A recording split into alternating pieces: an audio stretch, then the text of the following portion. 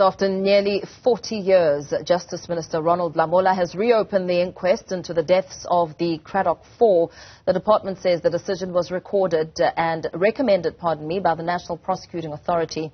On the 27th of June in 1985, the bodies of Sparrow, Mkonto, Sicelo, Mhlauli were found in an open veld near Bluewater Bay.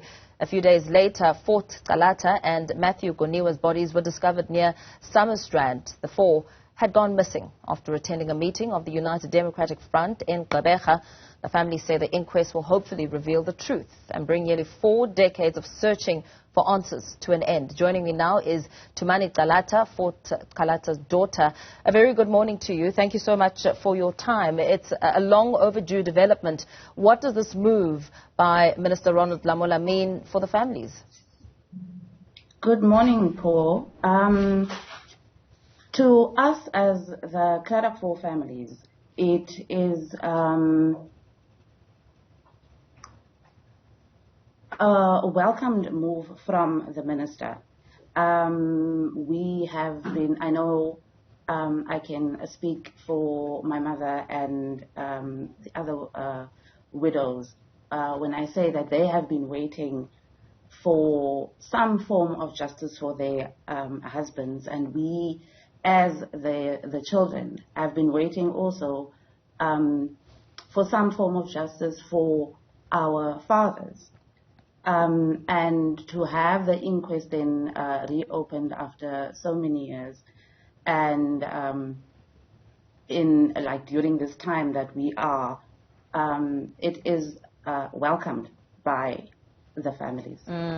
I know it's been repeatedly said by the families that insofar as your preferences are concerned, you would have opted for the prosecution of those implicated rather than reopen what amounts to a third inquest now into the murders of the Cradock 4.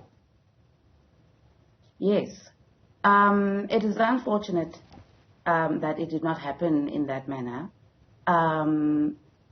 But we have to take, I guess, what we get. And if the inquest then is what we get, so that the truth can be told, the truth can come out and be told and be heard by the families. I would say, especially for me, as I was born 2 weeks after the funeral of my father and the 3 comrades. So for me, it will be then some form of peace, I would say, to hear why, because the main reason to us and to me especially is why. You know, why was this signal sent out for their murders? Why not send them to jail for 30, 40 years, you know? Why play God and decide that you don't want these men on earth, so you're going to take them out? I think for me that is one of the main reasons why the inquest also would then be welcomed, because it will hopefully reveal some truths that we as the families would like to know. Tumani, how has this affected you personally? I mean, you didn't get to meet your father. For a very long time, I ignored it. I was a child. I heard about my father, or as I used to call him back then, this man. And then as I grew up, I started to recognize him, not just as a leader of the community in Cradock, but as my father. And he wasn't around. And I've never met him. I don't know what he sounds like. I don't know what he looks like. So as the years went on, it became a very sensitive matter. It became a very sensitive issue. to me. And as I said before, to know the truth as to why kill and not maybe sentence them for life in prison. Why? Because that took a lot away from me personally. Yeah. For the past 38 years, all I do is hear about my dad and his fellow comrades, and at some point you get tired of just hearing, Sometimes you want to experience, you want to see, I want to hear it from him, but I can't, and I never will be able to. Yeah. So that in its own is frustrating. It angers me a lot. But I deal with it. And I try to move on. As you've wrestled and grappled with the many questions with no answers for all of your life, what do you make of the notion that this inquest, insofar as your hopes are concerned and the outcome you're hoping for, I mean, most of the people, if not all, are no longer. So what sort of accountability and justice will this bring to you? I think with this inquest, just for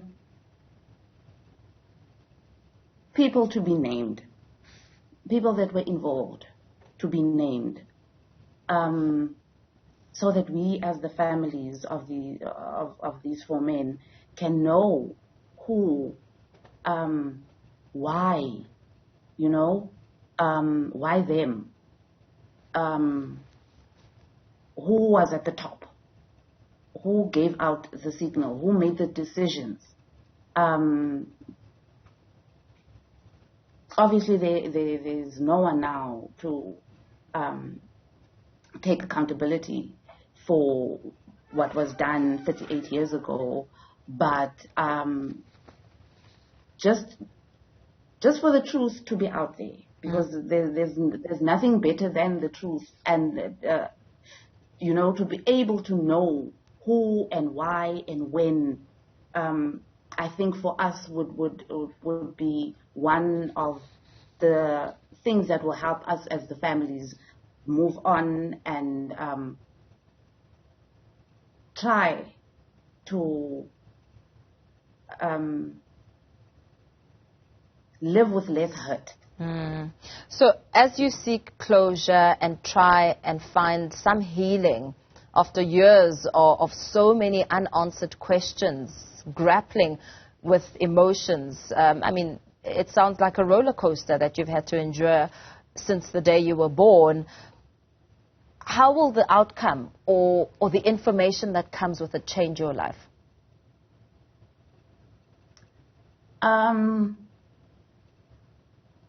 For as long as I have accepted my fate, that my father was killed during the apartheid. He was killed for fighting for equal rights for black people in South Africa.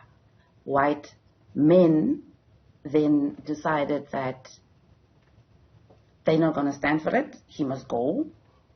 And him and his comrades, obviously. As I said before, that has always angered me, because they were playing God. And it was not their decision to remove these men. To hear then at the inquest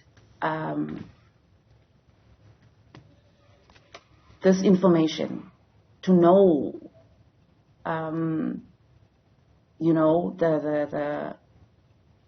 the notion around it, the reason, like, I can't think for myself why. I know it was apartheid. These men were fighting for the rights of the black South African people in South Africa. They were killed because they were a threat to the white men in South Africa.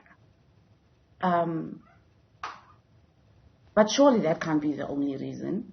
I can't come and decide that I don't want Mpho, I don't like Mpho, I don't want Mpho alive, I just kill Mpho. Yeah. That's not reason enough for me. There must be a bigger reason. They were fighting for our freedom. I am not free.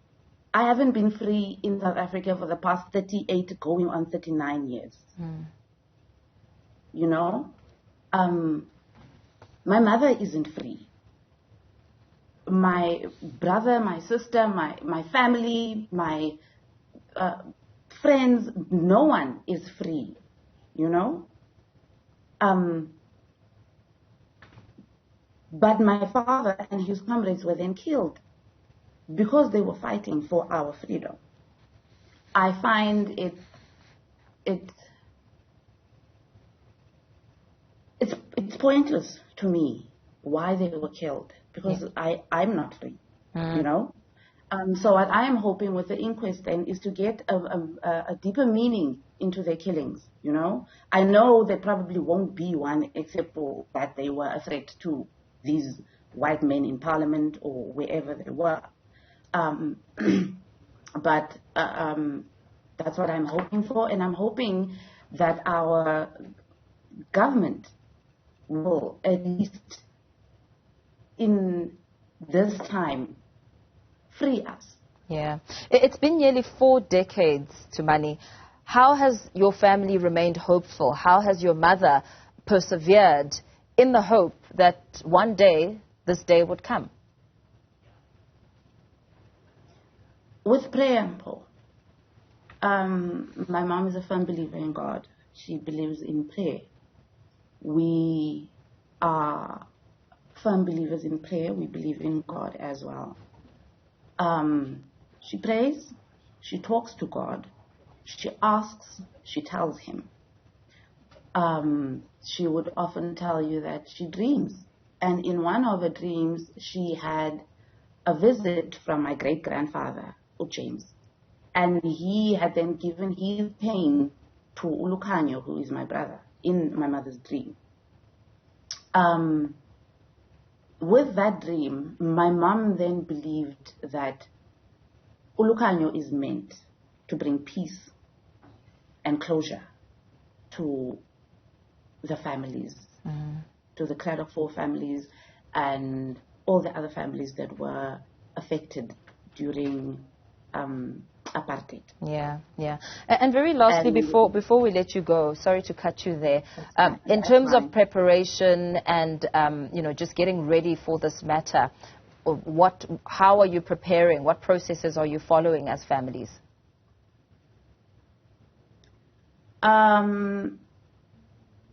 We are preparing ourselves emotionally, firstly. I think that is very important, and spiritually. My mom is very sensitive when it comes to this topic.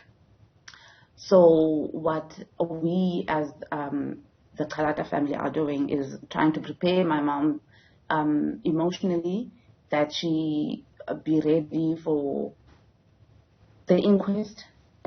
I know she was very, very excited about the news when the minister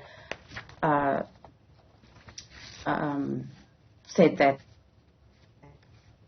a third inquest will be reopened for these cases. Yeah. So we are then preparing ourselves emotionally and spiritually, I would say, and we are standing all together, all 4 of us, and we are ready. Thank you so much. Thanks for sharing your story and really bringing us into your space there, being honest and real about how this has affected and shaped your life, Tumani. Thank you for your time. Tumani Calata, who's the daughter of Fort Calata, speaking to us there, responding really to the news of the reopening of the Cradock 4 inquest, which was an announcement there by Minister of Justice and Correctional Services Ronald Lamola.